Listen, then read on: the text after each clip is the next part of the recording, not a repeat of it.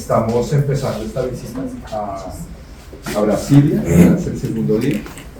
Hemos tenido varias reuniones que hacen parte de la agenda oficial y en tanto varios de ustedes han tenido oportunidad de compartirnos información, documentación, que agradecemos porque es muy importante para escuchar a todas las voces. Encontramos muy importante también tener este espacio para escucharles, para recabar información. Yo vengo con instrucciones de la Comisión Interamericana de Derechos Humanos para brindar una escucha amplia a todos los actores de la sociedad brasileña para analizar la situación de libertad de expresión y reportar a la Comisión y balance al respecto. En esta línea tenemos, entiendo, un orden tenemos una limitación de tiempo y nos excusamos porque puede entenderse con muy poco tiempo para tanta información. Por eso mismo, nuestro comunicado de prensa habilitó hasta el día 21 de febrero para recibir documentación que será complementaria a la que recibamos acá durante la visita. Giovanni, no sé si quieres hacer algún planteamiento. Só uns detalhes logísticos. Bom, somos 2 pessoas, como a gente tinha comunicado na carta, a regla de 5 minutos por pessoa, ou controlar o tempo. Então, vai sempre disparar algum alarme quando estiver chegando em 5 minutos. Em geral, é bastante consensual a ordem, não temos estabelecidas nenhuma ordem de intervenção, podem seguir a ordem como forem sentir à vontade. Se alguém come um pouco do tempo, pode prejudicar alguma pessoa que vai se pronunciar um pouco depois, então a gente pede que por igualdade entre as partes tentamos nos ater nisso. E daí uma questão de ordem técnica também. Foto ok, claro que se estão presentes aqui podem se comunicar depois sobre as suas intervenções. Gravar, a gente pede que não, pela preservação da confidencialidade da própria reunião e da segurança de todas as pessoas que estão presentes aqui. Isso acontece com todos os espaços, com todas as pessoas, é um protocolo padrão da comissão em visitas em loco. Perdão, sobre esse ponto. Não há em nenhum ponto, no momento em que a vítima precisa da transparência, essa determinação de que a reunião seja sigilosa. Nós já passamos por isso em Washington e não gostaríamos aqui que houvesse a censura por parte da comissão, justamente ouvindo as vítimas de censura. Então nós insistimos e vamos manter, desta vez, apesar de na vez passada nós termos protestado contra aquela decisão, a transparência dessa reunião e, portanto, ela será 100% gravada e filmada. Nesse caso, o relator delibera, mas esse é o protocolo padrão, o relator deliberará. Eu não acredito que haja um prejuízo para as partes que não seja gravada, toda a transparência pode ser reportada depois da forma como os senhores desejarem por meio de comunicação. Esse é um padrão que segue em todas as reuniões, nenhuma reunião será gravada, nenhuma reunião com nenhuma das partes será gravada. O relator pode deliberar, mas essa é a orientação padrão que a gente tem. Eu contesto porque nós tivemos a situação em Washington, enviamos um e-mail pedindo as notas. Lamentavelmente as notas não vieram com as informações toda a reunião, inclusive havia informações que não condiziam inteiramente com aquilo que nós havíamos discutido. Enviamos um novo e-mail pedindo que bases legais a OEA estava utilizando para não permitir a filmagem e até o momento não houve resposta. No que, senador Girão, nós entendemos que não há base legal, nós pesquisamos tudo e por isso nós vamos manter a filmagem, porque isso nos preserva. Nós somos as vítimas de abusos e de censura e nós precisamos que as pessoas saibam exatamente o que está acontecendo nessa reunião. Si me permiten, es un objetivo mío como cabeza de esta delegación que los espacios sean serenos, que la escucha sea amplia. Entiendo que si eso es un elemento importante para ustedes, lo que le pediría a la delegación es que yo asuma un poco las intervenciones a efectos de que no vaya a haber atribución a mis colegas, que son equipo técnico que me está apoyando. Es importante que nos indiquen, digamos, toda la información que quieren que llevemos. Eso creo que es el objetivo principal que tenemos acá y a efectos, digamos, de poder aprovechar el tiempo, yo les animaría a que empezáramos, a que nos provean de la información. y pues de parte de nuestra delegación yo estaré a cargo un poco de las intervenciones para asumir la responsabilidad. Ok, muchas gracias. Também queria fazer uma intervenção antes de começar, contar um tempo. Ontem, os senhores estiveram no Supremo Tribunal Federal. Nós consideramos, com todo respeito, serem os abusadores principais do que nós estamos vivendo no Brasil. Eles tiveram 1h30 de conversa. Até nós estranhamos por que os abusadores foram ouvidos antes das vítimas, né? É um procedimento que não é muito comum, mas eles tiveram 1h30. Nós aqui vamos ter 5 minutos cada, não sei quantos somos, mas gostaríamos de ter pelo menos o mesmo tempo. Eu acho que seria justo, seria algo razoável, e eu queria fazer esse pedido a você, porque tem muito material para se falar sobre as barbaridades que estão acontecendo no Brasil. Las visitas de la comisión y sus diferentes oficinas tienen una metodología, no se agotan solo con la visita, precisamente por eso hay una temporalidad adicional para recibir información, que también podemos hacer traslado de solicitud de información a las distintas entidades, con lo cual muy seguramente el intercambio con el STF y con las distintas entidades no se agota en la reunión del día de ayer. Yo animaría un poco a que aprovecháramos el tiempo, a que procuráramos aportar la mayor cantidad de información y arranquemos. Eu acho que fica a cargo de cada um.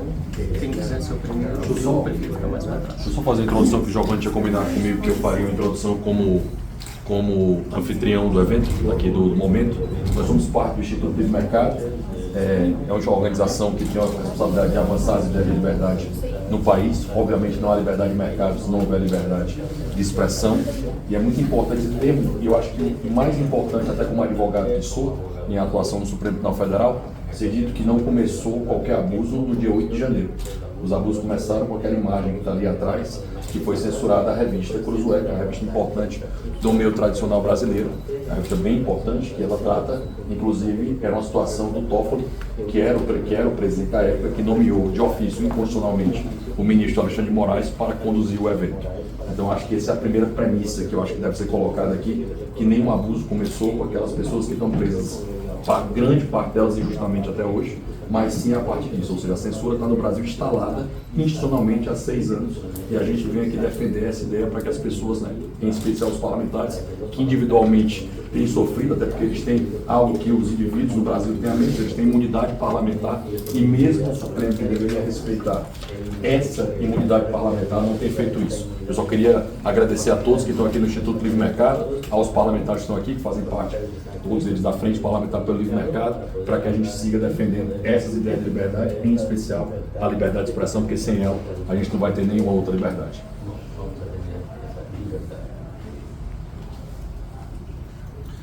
Claro, acho que pode começar assim. Good afternoon.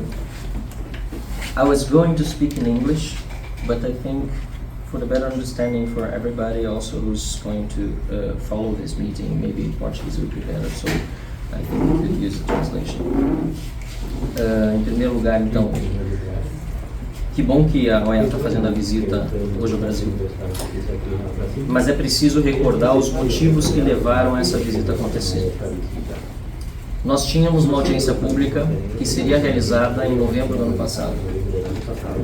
Ela foi cancelada e depois, exatamente, postergada, pelo que nós entendemos, porque na informação oficial que nós recebemos não se falava em cancelamento, para que houvesse essa visita para o Brasil a convite do governo brasileiro. Eu quero lembrar a todos que naquela ocasião nós mostramos a nossa irresignação, nossa inconformidade, porque a parte abusadora havia convidado para uma visita, sendo que nós por várias vezes tínhamos já ido à OEA, não apenas parlamentares, como advogados e pessoas que sofreram ou sofrem de abuso de autoridade de censura, e até aquele momento nunca havia sido externada pela OEA a possibilidade de uma visita ao Brasil. É claro que entendemos que essa visita é muito importante por nós estarmos aqui sendo ouvidos e muitas outras pessoas poderem expor, mesmo que em apenas 5 minutos, e por isso o STF, o abusador, teve 1h30 para 2 pessoas e nós temos 5 minutos cada um, porque são inúmeros. Não dá para botar todo mundo em 1h30, mas ainda assim discordamos que o STF tenha sido ouvido primeiro. Acho que não foi correto. Mas nós precisamos também aqui asseverar que até o momento, pelo menos na minha opinião, a OEA é parte do problema e não da solução. Nós estamos denunciando esses abusos há anos. E diferentemente do que ocorre em outros países, em que quando os violadores são de um determinado campo político e as vítimas de outro, que não de direito, a posição normalmente da OEA é muito mais rápida, nós temos farta documentação para passar. E nós vamos acrescentar a essa manifestação. No caso brasileiro, porém, a OEA não se manifestou oficialmente, pelo menos desde 2019, quando aconteceu essa matéria na revista Cruzoé, que foi definitivamente censurada, aliás, foi inicialmente censurada, mas depois, em virtude da reação da mídia, acabou não sendo mais, mas tantos outros foram censurados a posteriori. É importante até para botar os fatos em perspectiva, que lamentavelmente, pelo menos pelo que se acompanhou dos press releases, e foi pena que a reunião com o STF não tivesse a transparência que essa aqui está tendo, que é mentira que apenas 120 pessoas tenham sido censuradas, como teriam dito os ministros do Supremo Tribunal Federal nos últimos anos. Só no ano passado o X disse que derrubou mais de 200 contas. E se acrescentarmos todos aqueles que hoje sofrem processos judiciais ilegais, inconstitucionais, abuso de autoridade, que sequer estão denunciados, mas não podem usar as redes sociais, nós estamos falando de milhares de pessoas hoje censuradas no Brasil. Para não falar do efeito que isso gera de autocensura no restante da população, que se vê amedrontada para se manifestar, seja em redes sociais, seja pessoalmente, contra um governo que está aliado com, nesse momento, a corte para perseguir opositores. E assim entro nos meus 2 casos concretos. Eu sou um opositor do governo Lula já de muito tempo, aliás, do PT, há muito mais tempo antes mesmo de Lula chegar na primeira vez à presidência da República em 2002. Eu fui censurado no X, e a ADF, que está aqui conosco, representa a mim e ao Partido Novo no caso do bloqueio do X do Brasil, que foi um escândalo internacional. O Brasil ficou ao lado apenas de 6 países que hoje censuram a plataforma X. Depois disso, fui perseguido pelo governo Lula e continuo por uma manifestação feita em tribuna denunciando abuso de autoridade e ilegalidades cometidas durante um processo envolvendo Felipe Martins. Protocolei uma medida cautelar na OEA, primeiro sobre o caso X, ela me foi negada, e no dia 18 de novembro protocolei sobre o caso da perseguição que ora sofro, policial, do Estado Policial de Lula e judicial do STF. E até o momento também, nesse caso pelo menos, não tenho resposta da OEA quanto à medida cautelar. Eu sou uma vítima de perseguição do Estado brasileiro representado pelo governo Lula e pelo Supremo Tribunal Federal. Mas até o momento, apesar de uma medida cautelar ter sido protocolada no dia 18 de novembro, e já se vão mais de 2 meses, ainda não obtive retorno da Organização dos Estados Americanos. Eu quero concluir com perguntas ao relator, muito brevemente. Gostaria de saber se Felipe Martins, que originou, aliás, o processo que é feito contra mim por eu ter defendido, não a ele, mas o devido processo na condução do seu caso, se ele será ouvido pela comissão nesses dias que está aqui.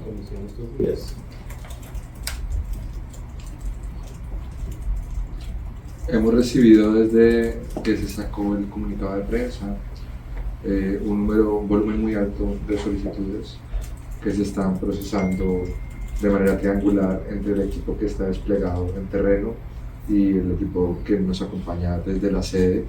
No me atrevería en este momento, mucho menos a confirmar o a descartar. Lo que puedo comprometerme es que una vez finalizada esta reunión procederé a revisar. Hemos recibido un número inmanejable en las horas de tiempo y precisamente esperariam?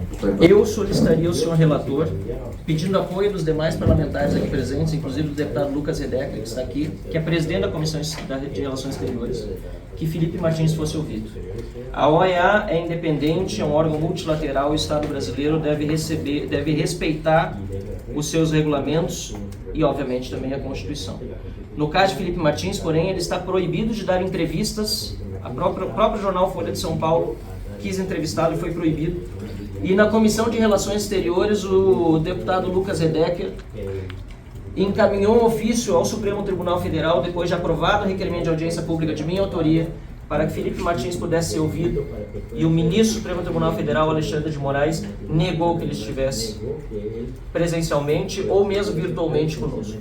Eu queria, portanto, concluindo, dizendo que esse caso é fundamental porque ele inclui, inclusive, a fraude do registro de entrada de Felipe Martins nos Estados Unidos, feito por um funcionário do governo americano, no CBP de Orlando, possivelmente com conhecimento das autoridades brasileiras, unicamente para mantê-lo na prisão por 6 meses. Foi o que ele permaneceu preso e, por isso, ainda mais grave a violação. E houve rumores, e eu gostaria até de deixar isso externado, que talvez a comissão não fosse ouvi-lo, porque se saísse na mídia que ele seria ouvido, poderia dar problemas para o trabalho da comissão. Que bom que não é assim, porque se for assim, a própria comissão acaba se submetendo também a uma censura que hoje se aplica aos órgãos de imprensa brasileiros e aos abusos de autoridade do Supremo Tribunal Federal.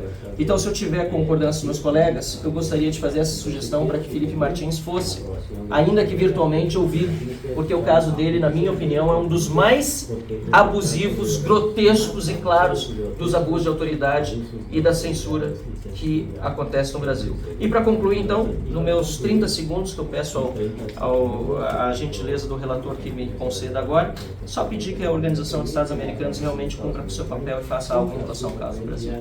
Nós estamos há muitos anos já pedindo, eu corro risco todos os dias, como todos os nossos colegas, nós não temos medo porque nós continuamos enfrentando e estamos aqui para justamente tratar desse tema com o senhor, mas a gente precisa que órgãos internacionais como a EA ajam de acordo com aquilo que se espera deles. Então esse é o nosso pedido. Muito obrigado pela atenção. Posso só complementar? Aí eu já aproveito e falo 2 minutos só. Eu acho que é bom que precisarmos já Marcel e ter esse papel. assunto mesmo. Tá, pode ser? Eu sou deputado do Rio Grande do Sul, Lucas Redecker, e estou ainda presidente da Comissão de Relações Exteriores.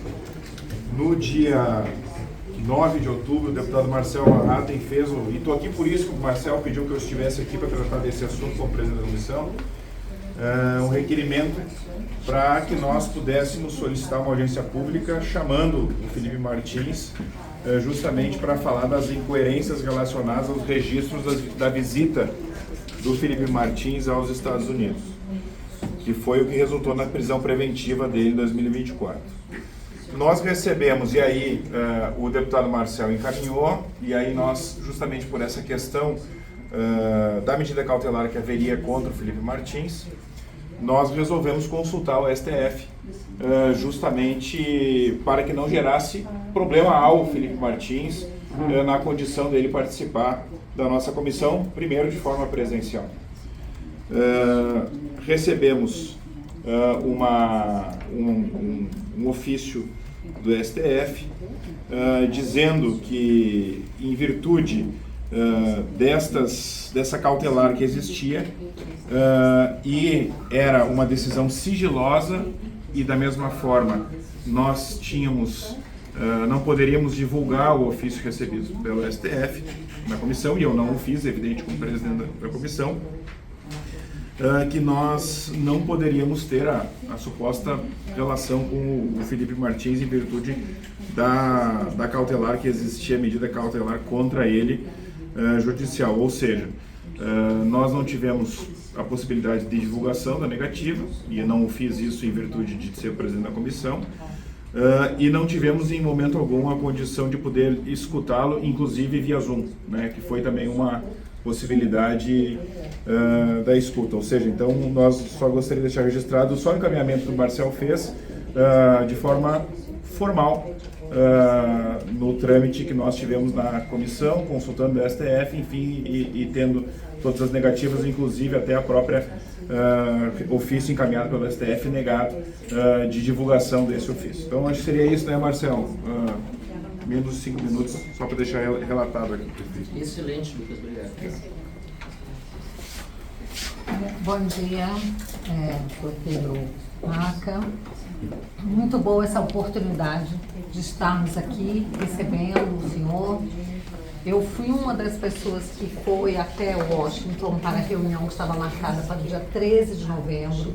Estávamos em missão oficial e fomos surpreendidos com o adiamento daquela reunião, sobre, inclusive, o argumento de que haveria uma visita feita ao Brasil e então marcada uma nova reunião. Eu quero já aqui solicitar que essa reunião seja marcada em breve para que a gente possa, sim, ser ouvido lá em Washington.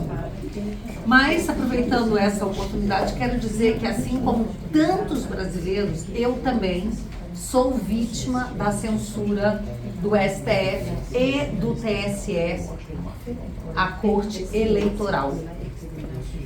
Eu tenho inúmeros inquéritos, inclusive faço parte do inquérito chamado das fake news ou do fim do mundo, como disse um ex-ministro do Supremo Tribunal Federal, que foi o inquérito aberto quando os jornalistas da Cruzoé começaram a investigar o envolvimento do ministro Dias Toffoli nas questões ligadas à gravíssima corrupção. E então ele, como presidente do Supremo, mandou abrir um inquérito por meio da portaria 69, e esse inquérito vai completar 6 anos nos próximos 2 meses. 6 anos de inquérito, sendo que existe decisão do Supremo que diz que mais de 3 anos para um inquérito sem conclusão é uma violação, é um abuso. Eu estou nesse inquérito por uma hashtag que eu usei no X, hashtag STF Vergonha Nacional, em razão, inclusive, do envolvimento de alguns ministros com pessoas corruptas e os maiores escândalos de corrupção do Brasil, e essas pessoas estavam sendo liberadas. Pessoas condenadas sendo liberadas. Então, essa hashtag rodou o Brasil, hashtag STF, Vergonha Nacional. Eu, uma parlamentar, postei, usei essa hashtag e fui incluída nesse inquérito. Posteriormente, foi aberto um novo inquérito, o inquérito 4828 das milícias digitais. A pedido da PGR foi arquivado, mas o ministro Alexandre simplesmente abriu um outro inquérito e vários outros que são filhotes desse inquérito das milícias digitais. E o escopo desse inquérito, no qual eu também estou, é claramente investigar os opositores ao regime do Lula da Silva, né, e a esse regime, hoje, como disse a Carla, que é uma verdadeira ditadura. Bem, aquelas pessoas que não se alinham ideologicamente à censura, à regulação de redes, à perseguição políticas, são incluídas nos inquéritos. E eu quero dizer que as minhas contas bancárias ficaram 9 meses abertas, sendo investigadas, e ao final nada se descobriu de errado. Então estou nesses inquéritos e tem um processo, que esse sim já está terminado, que é a respeito de uma publicação que eu fiz, eu e o Flávio Bolsonaro, falando o seguinte, um vídeo do Lula falando sobre as pessoas que são MEI. MEI é um microempreendedor individual. Então, uma pessoa que ao invés de ser empregado, ela abre uma pequena empresa. E o Lula fez um vídeo falando que eles não eram empregados ou não tinham os direitos trabalhistas. Eu perguntei o que o Lula, durante a campanha eleitoral de 2022, o que o Lula tem contra os MEI. Se você é MEI, vote no Bolsonaro. Essa minha postagem foi removida, considerada fake news. E olha que eu botei o vídeo do Lula e fiz uma indagação, uma pergunta. O que o Lula tem contra os MEI e se você é MEI, vote no Bolsonaro. E eu e o Flávio Bolsonaro, cada um condenados a pagar R$30 mil de multa. Uma multa que não está prevista em lei. $6 mil. $6 mil de multa por uma postagem. Isso, quando eu contei isso na Espanha, para os parlamentares, eles ficaram abismados, disseram, essa é a essência de uma campanha eleitoral. Você dizer que o seu candidato é melhor do que o outro. Então, nós estamos impedidos até mesmo de fazer campanha eleitoral. Esse processo já terminou. Nós não temos mais para onde recorrer e, obviamente, vamos submeter à comissão, porque isso é uma violação ao meu direito de expressão, à minha liberdade de expressão e à minha imunidade parlamentar. Quero dizer que foi proposta uma ADPF, que é uma ação que examina os preceitos fundamentais. E o Supremo Tribunal Federal entendeu que essa DPF questionava aquela portaria 69.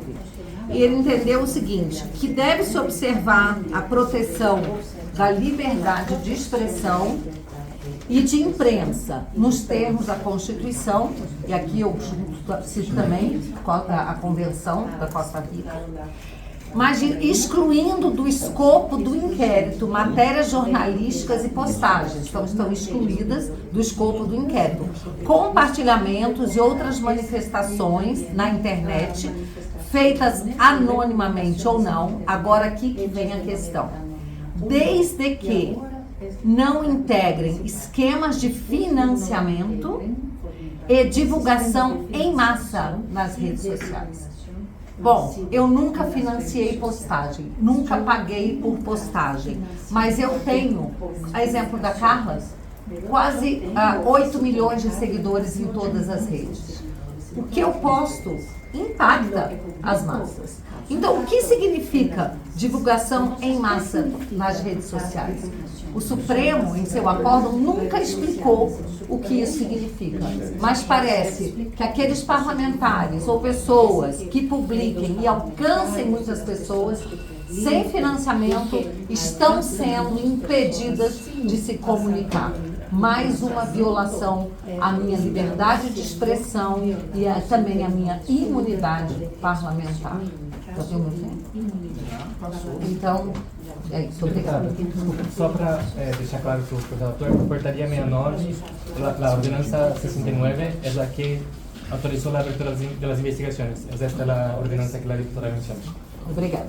Só avisar os parlamentares que chegaram depois, segundo o relator, está seguindo a ordem de 5 minutos, respeitado a 1h30, né? Já falou até agora o Marcel, a Carla Zambelli, a Bia Kicis e o deputado Lucas Redec, certo? O próximo vai ser o deputado Gustavo Gaia, né? Então o Nicolas chegou depois, o pessoal que chegou depois, só esse aviso do próximo passo. Deputado. Uma questão de ordem, depois do Gustavo, os mais idosos e o ministério.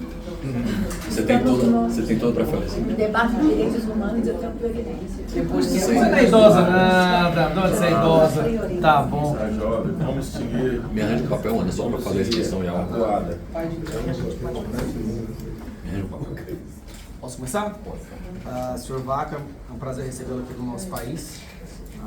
Vamos tentar fazer o melhor proveito possível desses 5 minutos, um tempo muito curto, né, levando em consideração todo o sofrimento que a gente tem vivido nesses últimos anos, né, e todos os atropelos, os ataques e o desrespeito a direitos humanos e a nossa Constituição Então eu espero poder fazer alguma coisa nesses 5 minutos. Vaca, nós fizemos uma reunião, acho que foi ano passado, na sede da Comissão Interamericana de Direitos Humanos, e eu lembro que eu falei uma frase lá nessa audiência. Eu disse que as pessoas que estão aqui, por estarem aqui, eu estava no seu escritório, lá na sua sede. Nós corremos os riscos agora, a partir de agora, de sermos perseguidos no Brasil por termos vindo aqui denunciar o que está acontecendo lá. O senhor lembra disso? Eu falei que nós que estamos aqui, a partir de agora, que somos alvos da STF. Desde então, Marcelo Van Hatten foi colocado em um inquérito por suas palavras, sendo que ele é um deputado federal, ou seja, ele é inviolável por suas palavras. Carla Zambelli foi decidido por uma corte aqui no Brasil que ela deveria perder o mandato dela pelas palavras dela. Bia Kicis colocado no inquérito por causa de suas palavras. Eu colocado em inquérito por causa de minhas palavras, e muito provavelmente todos que estão aqui estão em inquéritos, não por roubar, não por desviar dinheiro público, não por cometer crimes, por nossas palavras. Nós somos parlamentares, parlare é a nossa função. Nós temos a blindagem sagrada da Constituição de podermos falar o que nós quisermos, e somos todos agora réus por nossas palavras. Então, quando o Marcelo Van Hatten disse que, pela nossa percepção, a Comissão Interamericana dos Direitos Humanos não faz parte da solução, mas parte do problema, eu sou obrigado a concordar com ele. Se alguma coisa tivesse sido feita desde as primeiras reuniões, talvez hoje nós não estaríamos nessa situação calamitosa, desastrosa que a gente se encontra. Então, eu poderia aproveitar esses 5 minutos para fazer uma defesa e explicar para o senhor todos os crimes que o STF cometeu contra mim. Eu preparei, bonitinho. Muito bonitinho eu preparei, mas eu não vou falar sobre mim. Eu fiz um vídeo sobre isso daqui ontem, não sei se o senhor assistiu. Assistiu? Porque 5 minutos não dá tempo. Mas eu preparei algo melhor. O senhor ontem teve uma reunião justamente com as pessoas que se posam como defensores da democracia, baluartes da verdade, aqueles que defendem as instituições. E eles falaram para vocês algumas coisas que não têm a menor relação com a realidade. Tudo começou, a censura no Brasil começou com aquilo ali. Quando uma investigação da Lava Jato descobriu que o ministro do STF estava envolvido no maior esquema de corrupção que o mundo já viu. E naquele momento, esse ministro, Dias Toffoli, que era presidente da Suprema Corte, decidiu censurar esse artigo dessa revista famosa, determinou que as revistas fossem recolhidas nas bancas de revistas e basicamente criminalizou qualquer um que falasse sobre isso. Em sequência, ele abriu um inquérito de ofício, que é ilegal no Brasil, entregou esse inquérito na mão do Alexandre de Moraes, o que também é ilegal, porque tem um sistema que faz uma distribuição aleatória, e o Alexandre de Moraes, há 6 anos, vem usado esse inquérito para destruir toda e qualquer pessoa que demonstre desaprovação com a Suprema Corte. Só por causa dos minutos aqui, Mário. E o Barroso e os ministros do STF interferem ativamente no Congresso. Quando nós tentamos e aprovamos uma lei para voto impresso, onde a lei da urna eletrônica, o voto seria impresso e cairia dentro de uma urna física, sem encostar nesse papel, o Barroso foi até o Congresso, chamou presidentes de partidos e falou com eles, dizendo: não é para passar essa lei. Eu proíbo. Se vocês passarem essa lei, vocês serão perseguidos. Isso saiu na imprensa, senhor Vaca. Saiu na imprensa. Contra voto impresso, Barroso busca cacique central em oposição. Alexandre de Moraes também foi lá, chamou os presidentes de partidos e falou: não é para aprovar essa lei. E ameaçou essas pessoas. E por isso nós não temos o voto impresso, que inclusive foi aprovado no Congresso. Bom, nesse dia que o Barroso, na comissão, nesse dia que o Barroso e o Alexandre de Moraes foram ao Congresso ameaçar políticos para que eles não votassem uma determinada lei, nesta reunião, senhor Vaca, nesta reunião, estava essa pessoa aqui, ó, Paulinho da Força. Essa pessoa estava sendo procurada pela Justiça Brasileira por um esquema de corrupção. Ele estava na reunião com o Barroso e Alexandre de Moraes. Ele é o presidente de partido. Um corrupto que estava sendo procurado pela Justiça. Estava na reunião com 2 ministros da Suprema Corte para impedir que o voto impresso fosse aprovado. Não encontram ele para uma citação, para uma intimação, mas encontram ele para impedir que o projeto seja aprovado na Câmara dos Deputados. Para concluir, eu estou chegando na minha conclusão, nós temos uma Suprema Corte que apenas no ano passado tomou 52 mil decisões. 52 mil decisões para 11 ministros. Isso dá 4.700 decisões por ministro no ano de 2024. Sr. Vaca, cada ministro da Suprema Corte do Brasil decidiu, ou seja, analisou, leu e decidiu 15 processos por dia. Como é possível uma pessoa, um juiz, ler, analisar, ponderar, elaborar, ouvir os dois lados e julgar 15 processos por dia? Isso não existe. A Suprema Corte Brasileira atribuiu para si todas as decisões do Judiciário brasileiro. Não só a censura. E aí que está a questão. Quem reclamar disso é censurado. Recentemente eu recebi a Polícia Federal na minha casa, às 6 horas da manhã, com armas em mão. Com armas em mão, apontando para o meu filho. 6 horas da manhã. Porque o Alexandre de Moraes queria pegar o meu celular e ver o que eu estava conversando com Elon Musk.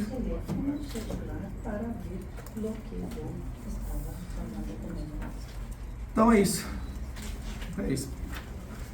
Que vocês façam alguma coisa e façam valer a existência dessa instituição. Porque se vocês forem esperar o Brasil virar uma Venezuela, aí o senhor vai ter que fazer igual o senhor faz agora no seu Twitter, que é fazer notas de repúdio por jornalistas que estão presos, nota de repúdio por pessoas que estão presas em ditaduras.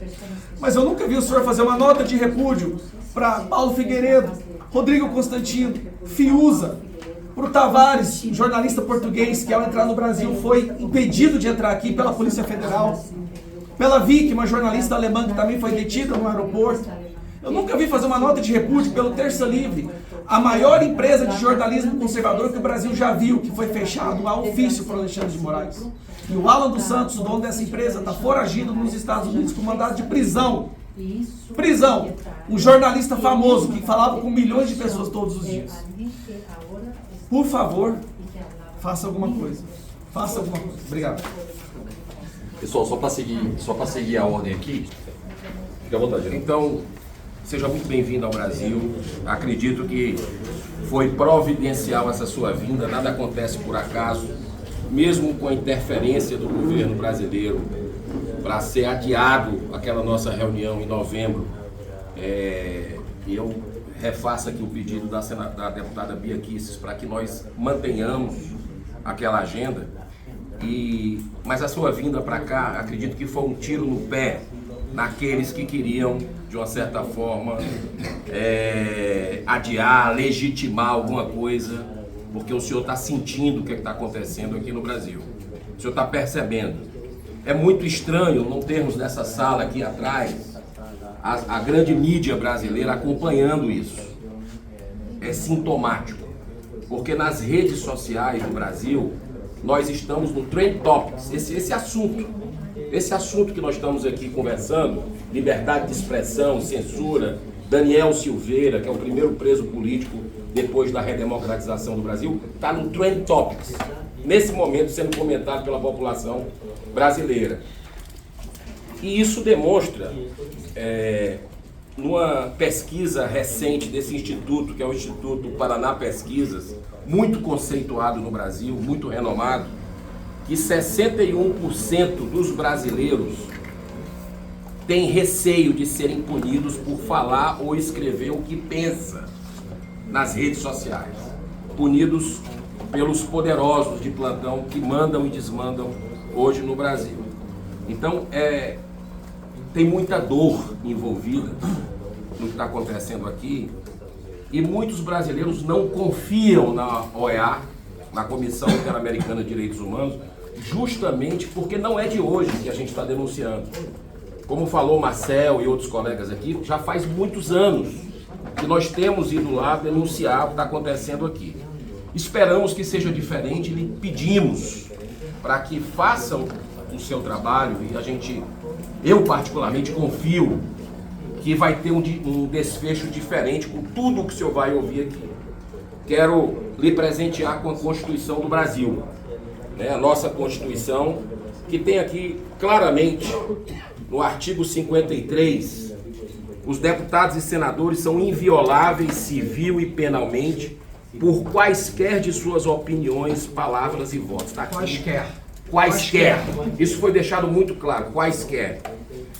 No artigo 220, nós temos claro a manifestação do pensamento, a criação, a expressão e a informação sob qualquer forma, processo ou veículo, não sofrerão qualquer restrição observado o dispositivo desta Constituição do Brasil, né? Então, eu quero lhe presentear porque não sei se o senhor recebeu do STF esse presente, mas ela está sendo violada dia sim, dia não, a partir da nossa Corte Suprema, infelizmente, é o que a gente vê no Brasil. Eles que deveriam ser os primeiros a resguardar essa Constituição brasileira.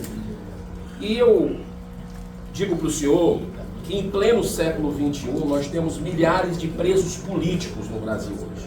Seus advogados sem acesso aos autos, eles sem direito à defesa, ao contraditório, no início até a PGR sem participar. Nós temos um preso político que era fundamental, eu peço autorização aqui dos colegas, se eles concordarem. Eu sei que o advogado dele vai ser ouvido, pelo que eu vi na imprensa, pelo senhor, mas o Daniel Silveira precisa ser ouvido pela Comissão Interamericana de Direitos Humanos, porque ele era um deputado federal, tá certo? Que por suas palavras foi punido, preso, né? O processo de forma arbitrária, teve um perdão presidencial, algo que é respeitado no mundo inteiro. Esse perdão presidencial, essa graça foi desrespeitada pela Suprema Corte. Para uns vale, para os progressistas, né, que se chamam, mas para quem é de direita e conservador, esse perdão não está valendo no Brasil. E eu queria colocar para o senhor que tudo começou ali, né, nessa matéria que eu quero entregar. A gente vai deixar o material todo guardado para o senhor, mas é fundamental que o senhor tenha o início desse processo todo, que foi a partir dessa revista respeitada, independente, que foi censurada em 2019. Muitos de nós estávamos entrando no Congresso Brasileiro e aí começou o caos institucional, a insegurança jurídica que vem acontecendo no Brasil muito antes de 8 de janeiro. 2019 nós começamos a ter censura. O Pacto São José da Costa Rica, eu não vou entregar porque nós estamos aqui por ele, está sendo violado no Brasil. Nós tivemos aqui, hoje, que o senhor teve ontem, o presidente da Suprema Corte do Brasil soltou essa pérola, uma das pérolas. Ele só fala em política, no exterior. A gente não vê isso nos Estados Unidos. Ministros da Suprema Corte dando entrevistas, falando fora dos autos, mas esse nosso ministro, ele soltou essa pérola num evento político da União Nacional dos Estudantes. Nós derrotamos o bolsonarismo. Nós quem, cara pálida? Nós quem? Ele soltou isso no comício. Essa foi a primeira, vamos dizer assim, censura prévia de um documentário que eu tenho conhecimento no país. Um documentário do Brasil Paralelo, que é um grupo de mídia independente, de streaming, o que tem por trás da tentativa de assassinato do candidato à presidência. Sem ver o material, sem assistir o documentário, isso foi censurado no Brasil. Eu entrei aqui, Pedro Vaca, uma das causas que eu sempre abracei antes de sonhar em ser político é a defesa da vida desde a concepção, contra o aborto. É o que é o primeiro direito da liberdade, o direito de nascer. Nós não podíamos falar, a campanha do então presidente Bolsonaro não poderia ligar o presidente Lula à defesa abortista, do aborto, que ele sempre foi. O partido sempre tentou legalizar o aborto, o PL tradicional, que durante 30 anos correu aqui, era do PT para legalizar o aborto. Não poderíamos relacionar o Lula a ditadores da Nicarágua, né, Daniel Ortega, da Venezuela, Maduro. Ele não poderia, a gente não poderia fazer isso. Então, para concluir, o que nós estamos vivendo no Brasil é algo surreal que precisa de uma providência da OEA. Eu vou encaminhar todos esses documentos aqui para o senhor e esse requerimento que o Senado fez na mesma esteira do que foi feito na Câmara dos Deputados para ouvir Felipe Martins, né, que era o secretário especial da Presidência para Assuntos Internacionais. Nós aprovamos o requerimento no Senado e não pudemos ouvir Felipe Martins no Senado da República do Brasil por proibição do Supremo Tribunal Federal. Então, é isso que está acontecendo no Brasil, uma cooptação, um bloqueio de um poder que não respeita os demais poderes e faz censura na nossa nação. Muito obrigado pela sua visita, seja sempre bem-vindo. Pessoal, eu sei que a função primordial de um parlamentar é falar, mas o tempo é curto. Deputado Ramagem, em seguida o deputado Corovai. Aqui, deputado Ramagem, Alexandre Ramagem. Quer falar mais perto aqui? Quer sentar aqui, auditor? Não, está ótimo aqui. Consegue me escutar? Está com a tradução, né? Feliz com a sua vinda aqui conosco. Eu sou deputado federal de primeiro mandato, de origem e carreira da Polícia Federal do Brasil. Eu sou delegado de Polícia Federal, delegado para melhorar a tradução, como comissionário da última classe da carreira. Fui indicado pelo presidente Bolsonaro a chefiar, presidir essa instituição. Uma grande arbitrariedade do Supremo Tribunal Federal não deixou uma atribuição exclusiva do presidente da República. Isso para demonstrar que isso já vem antes, no governo anterior, impossibilitando o governo de poder trabalhar e executar. Eu não me dei por rogado e resignado, me candidatei a deputado federal. Hoje eu sou deputado federal pelo Rio de Janeiro, mostrando que a população entende as arbitrariedades que vêm desde então. Logo no primeiro ano de mandato, nós tivemos uma CPMI, uma Comissão Parlamentar Mista de Inquérito. É uma comissão do Congresso Nacional que visa investigar, e no caso nós estamos investigando os atos do 8 de janeiro, que o senhor já deve conhecer em parte, e a gente quer trazer aqui a totalidade do que aconteceu. O governo se mobilizou para fazer maioria na mesa dessa comissão e maioria do seu plenário. Mas nós, de oposição, fizemos um verdadeiro trabalho de mostrar as perseguições e as arbitrariedades. Nós construímos um relatório da oposição. Esse relatório tem cerca de 300 páginas. Eu trago ele hoje aqui, em português, traduzido em inglês também. Nós fomos 16 parlamentares, 8 senadores e 8 deputados federais, dos quais diversos estão aqui. Deputado Nicolas, de Minas Gerais, Jorge Seif, de Santa Catarina, senador Gerão do Ceará, Magno Malta, do Espírito Santo, e Damares, aqui do Distrito Federal, e eu, do Rio de Janeiro. O nosso relatório, o nosso voto, demonstra por fatos e fundamentos toda a perseguição política à direita, toda a quebra do ordenamento jurídico que é feita, o devido processo, legalidade, todo o sistema acusatório, juiz natural e da ampla defesa. O que a gente consegue demonstrar aqui é que foi feita uma narrativa de um fato que aconteceu, uma perseguição não apenas a pessoas do fato, mas toda a direita do Brasil, para censurar, calá-la, persegui-la, tirá-la das ruas, que nós estamos revertendo nas nossas redes sociais, tirá-la das redes sociais, do que nós estamos revertendo no Congresso Nacional, mas que está sendo colocado no Supremo Tribunal Federal, exorbitando suas atribuições e vindo de encontro às atribuições do Congresso Nacional. Criminalizando a direita, tirando do debate político. Nessa comissão, no meio dessa comissão, eu acredito que eu tenha sido o primeiro parlamentar. Eu fui o parlamentar que mais tive representações aprovadas por demonstrar perseguição e as omissões para que aquilo acontecesse. Eu fui chamado na Polícia Federal a depor por falas minhas no Congresso Nacional, relativizando toda a minha imunidade parlamentar.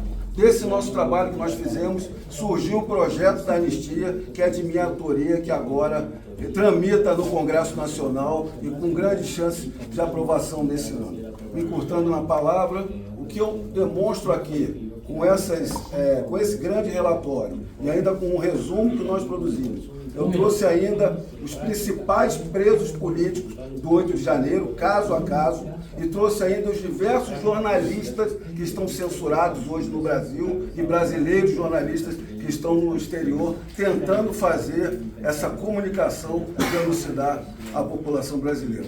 O que fica claro dessa análise, se houver uma análise, no mínimo, minimamente imparcial e isenta, fica mais do que claro que nós vivemos uma perseguição política, atos verdadeiros antidemocráticos feitos por instituições nacionais contra a direita para tirá-la do debate político, quebrando toda a liberdade de expressão.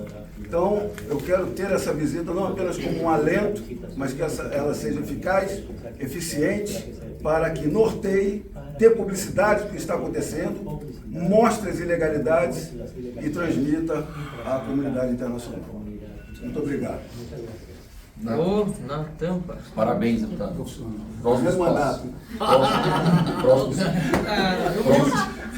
a falar, deputado Padovani, senador Magno Malta, deputado Nicolas Ferreira. Por favor, deputado Padovani, 5 minutos. 5 minutos. Boa tarde a todos. Eu vou ler também para ficar mais fácil. Venho aqui hoje denunciar um caso de violação da liberdade de expressão no Brasil do qual sou vítima. A empresa hidrelétrica Itaipu Binacional, estatal vinculada ao governo brasileiro, está me processando ao exercer o mandato como deputado federal, especificamente na minha função constitucional de fiscalizar e denunciar irregularidades. O motivo? Uma postagem no Instagram feita no dia 6 de setembro, onde denunciei invasões de terras produtivas e atos de violência nas cidades de Guaíra e Terra Roxa, no Paraná, promovidos por grupos indígenas. Esses conflitos não surgiram do nada. Essas invasões são incentivadas direta e indiretamente por ações da própria diretoria atual da Itaipu Binacional. Essa diretoria tem oferecido apoio jurídico, institucional e financeiro a ONGs que estimulam essas ocupações, colocando em risco a soberania nacional da região de fronteira, gerando violência, dificultando o combate ao contrabando, o combate ao tráfico de drogas, além de desrespeitar o direito de propriedade privada no Brasil. A linha política da atual gestão, que iniciou em 2023, com viés de apoiar políticas pró-indigenistas, contratando militantes de esquerda para agirem exclusivamente para agitar as comunidades indígenas e destinando milhões de reais a ONGs com finalidades suspeitas, por meio de convênios sem prestar contas a nenhum órgão de controle. Juridicamente, a empresa peticionou nos processos de primeira instância junto à Justiça Federal de Umuarama, que determinou as reintegrações de posse aos agricultores, para que essas reintegrações não ocorressem, alegando que a estatal tinha interesse em comprar áreas para criar uma nova reserva indígena. Uma coisa é certa, essa situação alarmante em que vivem os produtores rurais da região oeste do Paraná, a solução para as invasões não passa pela compra de terras por parte de Itaipu, mas sim pela garantia da execução das leis vigentes no país. Com sua intromissão no processo, do qual não era parte, a estatal criou uma narrativa na vara de conciliação agrária que dificultou a resolução do problema. Diante disso, eu, como presidente da subcomissão de Itaipu, NBPAR, e na Câmara dos Deputados, cumpri meu papel e fiz a denúncia publicamente. A reação da empresa foi imediata. Entrou com um processo na 2ª Vara Federal de Foz do Iguaçu, processando-me por danos morais e desconsiderando que a democracia representa-se e se baseia pela liberdade de expressão, exigindo multa altíssima. O juízo determinou em caráter liminar que o vídeo fosse removido das redes sociais e que eu publicasse um direito de resposta para a empresa, ou seja, censura disfarçada de decisão judicial. O objetivo é claro: intimidar, constranger e tentar calar um representante dos agricultores. Aqui está o ponto mais alarmante. A própria Itaipu declarou nos autos do processo que não aceita críticas às suas políticas. Isso não é apenas um ataque a mim, é um ataque à democracia. O artigo 53 da Constituição assegura imunidade parlamentar, garantindo que deputados e senadores possam expressar sem medo de retaliação. E assim, uma estatal brasileira tenta usar o judiciário para restringir esse direito fundamental. O que está em jogo aqui não é apenas um processo jurídico, mas sim o uso de assédio judicial como ferramenta de censura. Ao me processar, Itaipu processou todo o parlamento. Ao tentar me silenciar, se silenciou centenas de agricultores que ficaram sem voz. Ao buscar minha condenação, querem fragilizar o direito de propriedade e a segurança jurídica brasileira. Claramente, a atual diretoria da estatal, com um viés puramente ideológico e uma agenda progressista, tem criado conflitos jogando indígenas contra agricultores e agricultores contra indígenas, prejudicando a vida das pessoas dos municípios, o comércio local, criando verdadeiro pânico e um caos social.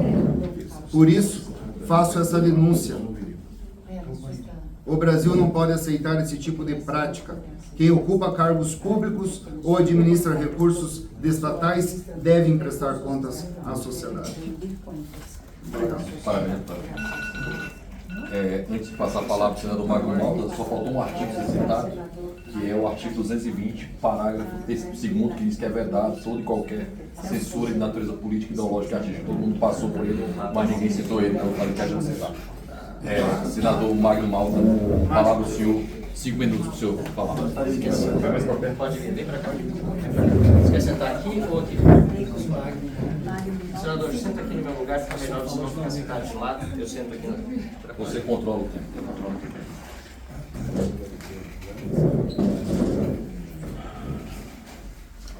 Deixa eu tirar a pastinha aqui, não sei da parte. Depois, deputado Nicolas.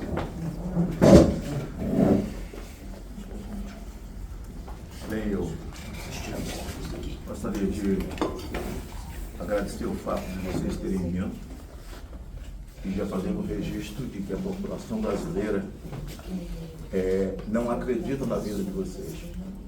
Me lembro que eu estive junto com o deputado Portinho, senador Portinho, senador Girão e o Marcel Van Hatten. Nós fomos os primeiros a ir lá ao encontro de vocês, levar as primeiras denúncias, e as pessoas diziam a nós: eles receberam na quinta e vão jogar na sexta, eles nunca vão olhar esse negócio.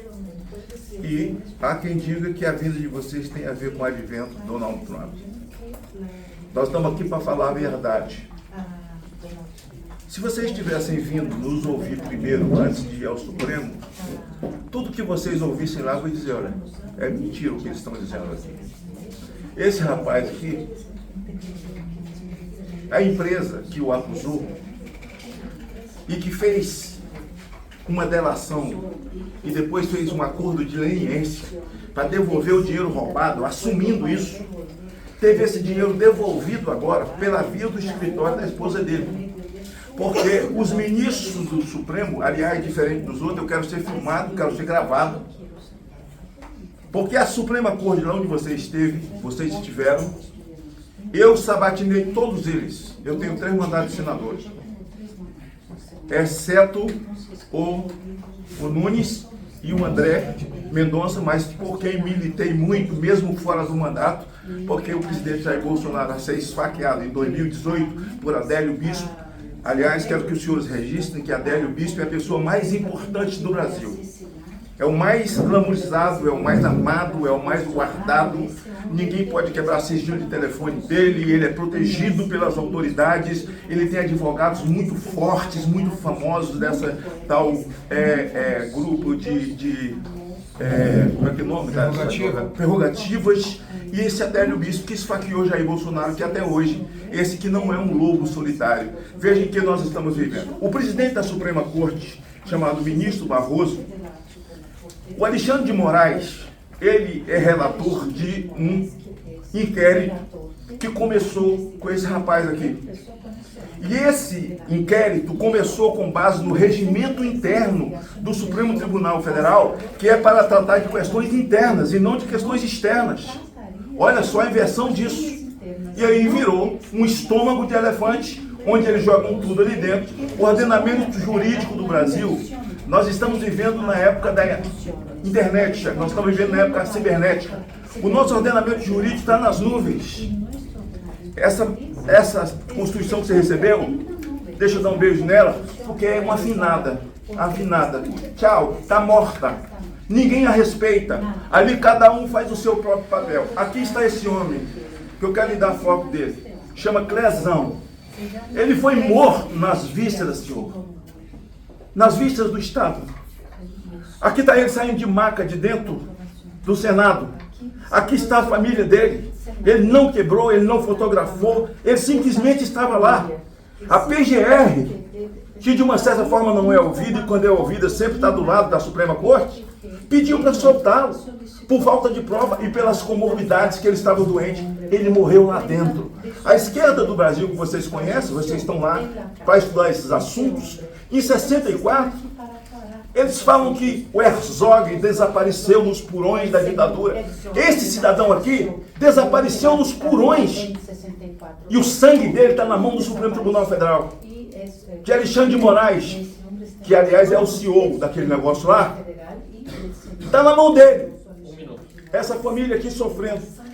Aqui está o advogado, o nosso presidente da Suprema Corte, o senador, o ministro Barroso, fazendo o seu discurso, um comício no meio de jovens da Uni, dizendo, acabamos com o bolsonarismo. Bom, a não ser que ele nos convença a ser a favor de aborto, a favor de ideologia de gênero, a favor de invadir terra dos outros, aí acabou mesmo, né?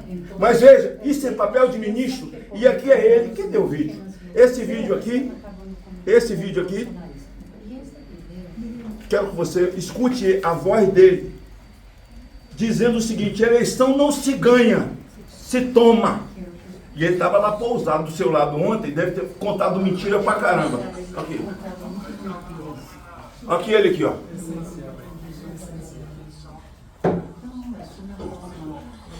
Se toma. Em seguida pergunta, ó. Não tá gravando não, né? Tá postando não, né? Esse é aquele santinho que estava sentado com você lá, que tá nas fotos nos jornais hoje. Viu? Agora tem um outro aqui. Posso tirar esse aqui? Olha aqui. Vou dar um minuto aqui. aqui. Ele sim, aqui. É porque sobrou um minuto de alguém aí, eu peguei e guardei. Tá garantido aqui, pode deixar.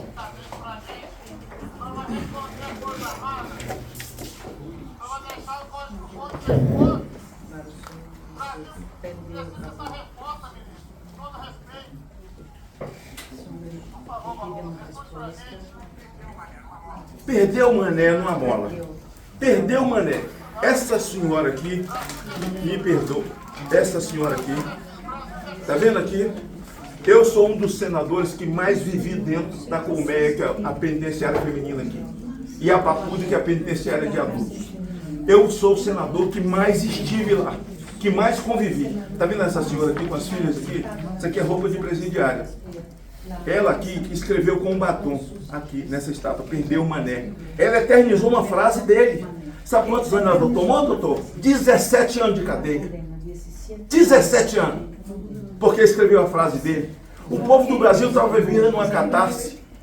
Ali não tinha um canhão, ali não tinha um apoio de nada, de nenhum outro país. Jair Bolsonaro já não estava mais aqui. Se quebrou um vidro, se algum vândalo fez alguma coisa, agora diga ao senhor, o general G. Dias, que é o GSI do presidente da República, as imagens apareceram dele lá dentro, com algumas pessoas, ele dando água, servindo as pessoas, que supostamente eram vândalos desse dia. Eu garanto ao senhor, com a pureza da minha alma, eu procurei essas pessoas no presídio. Eu os visitava 2, 3 vezes por semana. E eles não estavam lá, naquela montagem. Então eu espero que os senhores, desprovidos de qualquer paixão, sejam os senhores socialistas ou não, progressistas ou não, como diz o povo brasileiro, que vocês analisem isso com o sentimento de um país que está pagando um preço, de uma Suprema Corte de um país que vive um consórcio de uma ditadura do proletariado, um consórcio que envolve o Supremo Tribunal Federal, um consórcio que envolve, infelizmente, o presidente dos poderes das duas casas. Então, em nome dessa gente, é que vocês precisam entender que o Brasil já vive uma ditadura. Encerro um debate cabuloso aqui do Tagliaferro, que é um cidadão, assessor de Alexandre de Moraes, um perito, certo?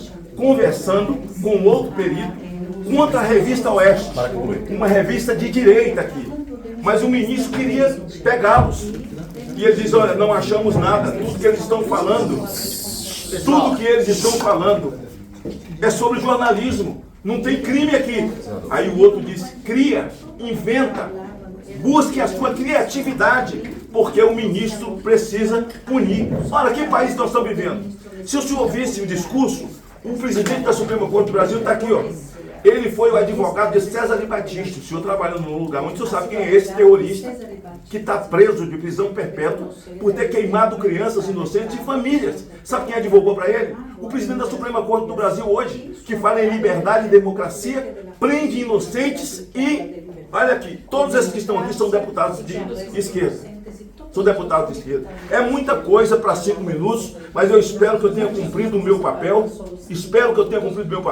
Não tenho problema nenhum. E quero dizer uma coisa a vocês. Tenham cuidado de criar uma comissão, pedir para assistir detalhadamente a sabatina de cada um dos ministros que aí estão. E vocês verão que eles não passam de um estelionato. Só passar a palavra para o deputado Nicolas Ferreira, que está encerrando aqui os trabalhos, o pessoal que já me deu até o horário para isso, e só falar que os deputados e senadores não conseguem ter acesso a isso. Aí vocês têm que combinar o tempo de Jorge e o Nicolas para conseguir falar.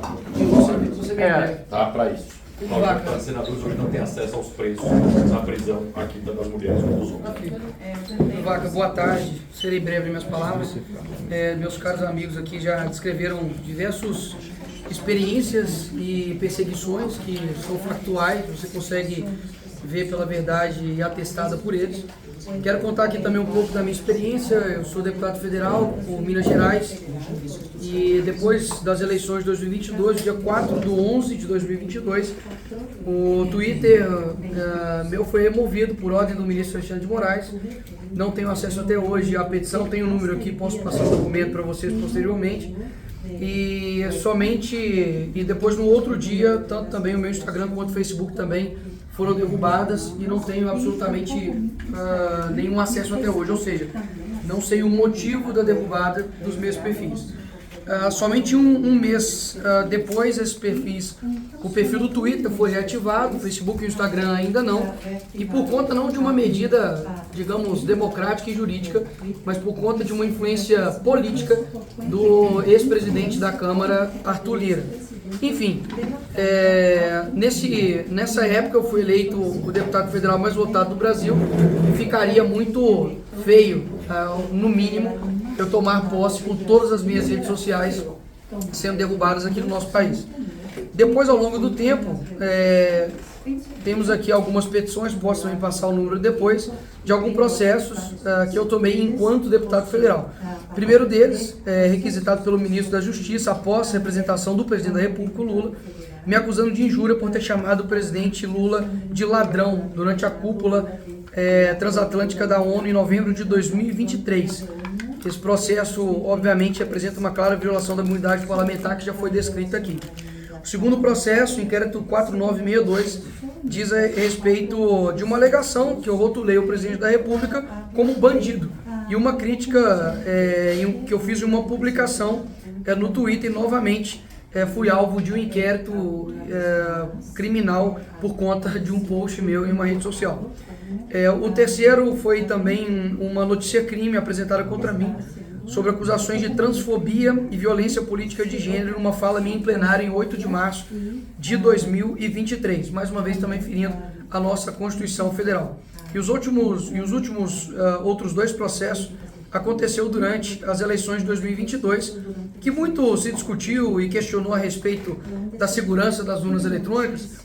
Isso pode, obviamente, ser discutido e questionado, mas algo que é inegável para qualquer pessoa aqui no Brasil é a condução parcial do ministro Alexandre de Moraes, enquanto presidente do Tribunal Superior Eleitoral, na condução da eleição. O presidente Bolsonaro, por exemplo, ele não podia fazer lives na sua própria casa, ele não pôde usar as imagens do 7 de setembro, o dia da nossa independência, na sua propaganda. Enquanto isso, o outro lado, para poder mostrar a assimetria, o outro lado, o PT, dizia que o Bolsonaro era canibal, ele era pedófilo, que ele iria acabar com o 13º e com as férias. Isso em propaganda eleitoral gratuita na televisão para todo o Brasil ver. Nesse período, eu tomei 2 multas, cada uma de R$30 mil, uma por ter divulgado uma manchete de um jornalista chamado Reinaldo de Azevedo, que até pouco tempo chamava o PT de ladrão, enfim, fazia críticas, e que agora mudou de lado, mas eu peguei essa notícia anterior dele e simplesmente divulguei e li a notícia dele, R$30 mil vindo do ministro Alexandre de Moraes. E a segunda representação também, processo de mais R$30 mil, foi um vídeo onde eu fazia praticamente uma opinião minha a respeito do que era o governo do PT do futuro, que eles tinham fazer o L, né, o L de Lula. Esse vídeo, na época, já tinha alcançado 40 milhões de visualizações somente no meu Instagram. Então, aqui basicamente é só alguns, né, contando uma experiência do que também nos afeta, e os últimos, de fato, 3 pontos. Primeiro, o senhor esteve com o Barroso e o Alexandre de Moraes, que disseram a respeito da suposta tentativa de assassinato que eles sofreram. Só existe uma pessoa nesse Brasil que de fato sofreu uma tentativa de assassinato, que é Jair Bolsonaro, e que inclusive é um ex-filiado do PSOL. Tem que deixar isso bastante claro.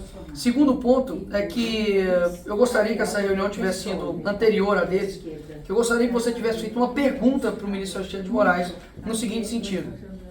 Ministro Benedito, quando foi anunciada a vitória do presidente Lula no Tribunal Superior Eleitoral, ele vai até o ministro Alexandre de Moraes e diz: missão dada é missão cumprida.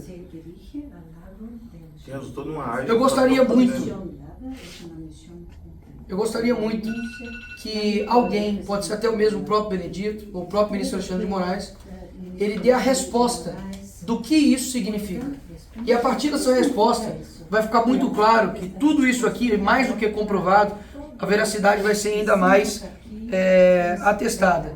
E mais uma vez, faço aqui, para poder finalizar a minha fala, faço coro ao Clezão que morreu, às famílias que estão presas até hoje. Tenho contato, por exemplo, com uma esposa chamada Norda, que tem o seu esposo preso, tem um filho de 8 anos, ela está grávida agora nesse momento, e que, enfim, está dependendo muito de pessoas como o senhor para poder ter a coragem, que eu vejo que falta em muitos homens na vida pública, para poder falar a verdade e expor ao mundo. Espero que o seu relatório não seja para lá ou para cá, mas ele seja verdadeiro, porque a verdade eu espero que ela prevaleça sobre esse cenário aqui. Obrigado, Pedro Vaca, e que o Senhor te abençoe. Sou eu? Primeiramente quero... Só para deixar que eles estão bem no limite do horário. Tá. Então... Não, aí fala e depois... Primeiro eu quero te agradecer a sua disponibilidade de vir ao Brasil para ouvirmos a respeito de todo esse ataque que está acontecendo contra o Parlamento e a liberdade de expressão.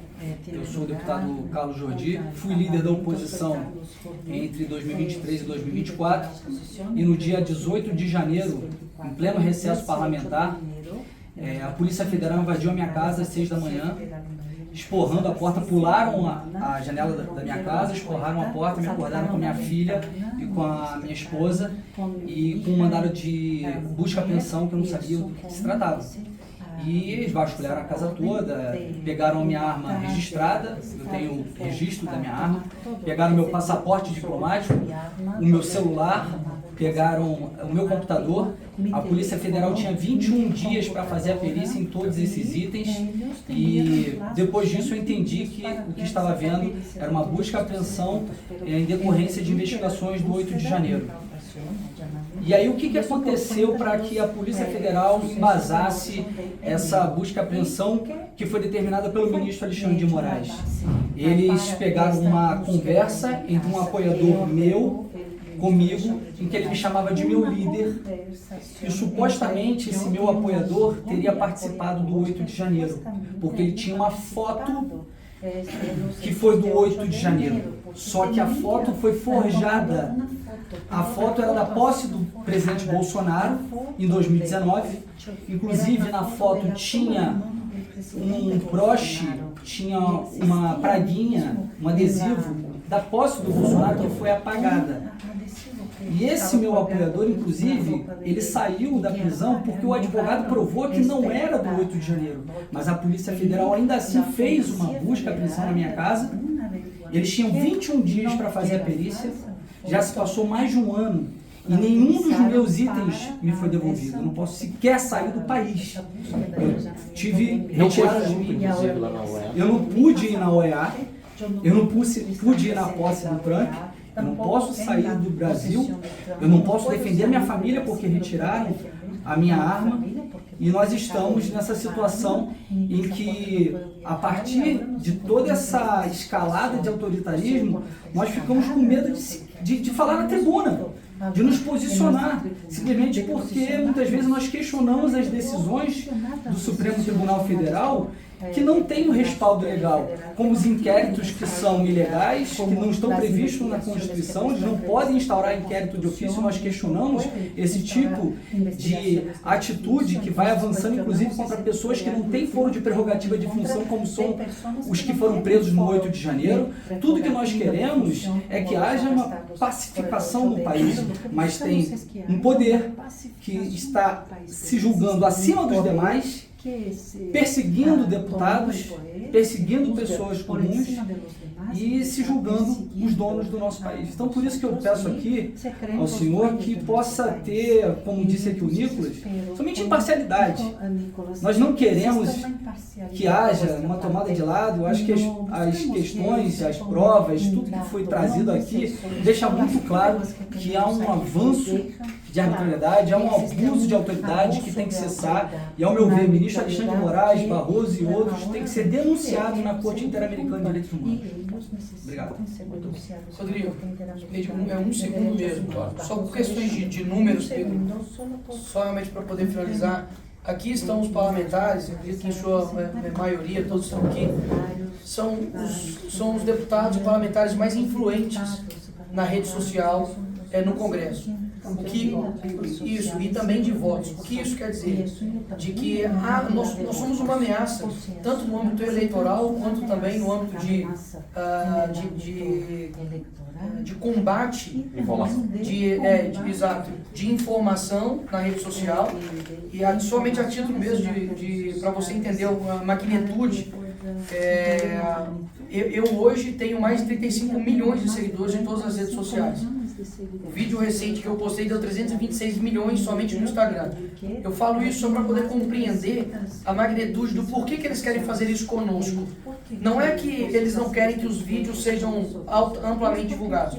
Eles não querem que os nossos vídeos não sejam amplamente divulgados. E após isso, eu sofri de todas os institutos possíveis e governamentais de pressões, de processos, tanto criminais quanto de perseguições jurídicas, por causa de um vídeo. Repito, por causa de um vídeo. Um vídeo que fez com que o governo recuasse uma decisão a respeito de uma fiscalização de contas aqui no nosso país. Então, só para deixar claro que não é que nós estamos defendendo a nossa liberdade na internet, nós estamos defendendo a liberdade de todos, mas sempre a perseguição bate somente de um lado da balança.